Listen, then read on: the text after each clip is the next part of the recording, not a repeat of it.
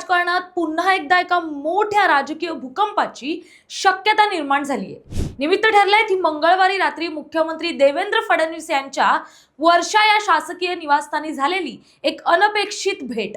एकीकडे शरद पवार यांचा पक्ष एनडीए सोबत जाणार असल्याच्या चर्चा राजकीय वर्तुळात रंगल्या आहेत आणि त्यातच शरद पवार गटाचे प्रदेशाध्यक्ष जयंत पाटील रात्री अचानक मुख्यमंत्र्यांच्या भेटीला पोहोचले।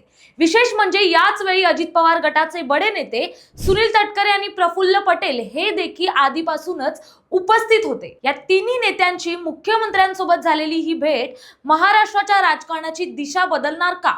चला सविस्तर समजून घेऊया। नमस्कार, मी प्राची शिरकर, आपण पाहत आहात प्रहार न्यूज लाईव्ह। मंगळवारी रात्री घडलेला हा घटनाक्रम अत्यंत नाट्यमय होता।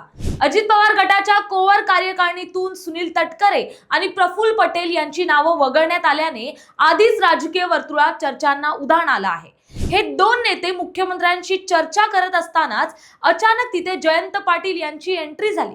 सूत्रांनी दिलेल्या माहितीनुसार या सर्व नेत्यांमध्ये मुख्यमंत्र्यांच्या उपस्थितीत सुमारे अर्धा तास बंद दाराआड चर्चा झाली। जरी या भेटीचा अधिकृत तपशील समोर आला नसला तरी एकाच वेळी दोन्ही राष्ट्रवादीच्या प्रमुख शिलेदारांची मुख्यमंत्र्यांसोबतची ही भेट अनेक राजकीय संकेत देत आहे।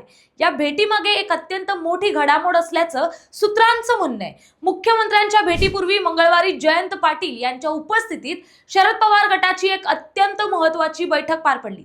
या बैठकीत पक्षाच्या 10 पैकी 9 आमदारांनी आणि अनेक खासदारांनी 2029च्या निवडणुका आणि पक्षाचे भविष्य पाहता थेट भाजप आणि एनडीए सोबत जाण्याची इच्छा व्यक्त केली आहे। आमदारांच्या या भूमिकेनंतर जयंत पाटील यांनी मी शरद पवारांशी चर्चा करून अंतिम निर्णय घेईन असं आश्वासन दिलं होतं।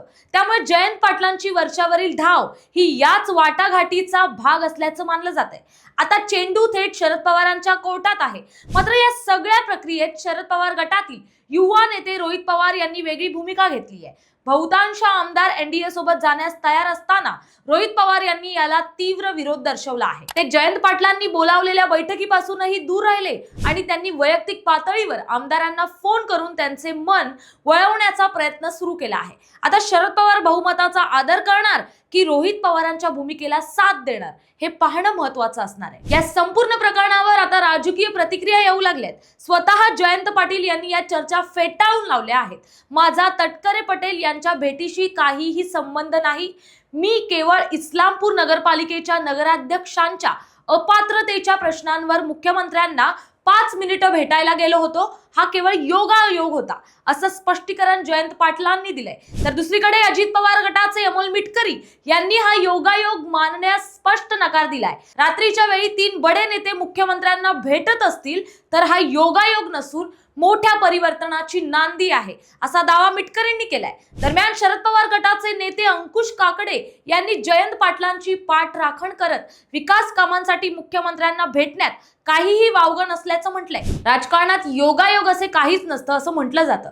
जयंत पाटील यांचे स्पष्टीकरण काहीही असलं तरी आमदारांची नाराजी, रोहित पवारांचा विरोध आणि वर्षावरील ती गुप्त भेट या सर्व गोष्टी एका मोठ्या राजकीय घडामोडीकडे बोट दाखवत आहेत। तुम्हाला काय वाटतं याबद्दल? शरद पवार खरंच एनडीए मध्ये सामील होतील का? आम्हाला कमेंट्स करून नक्की सांगा।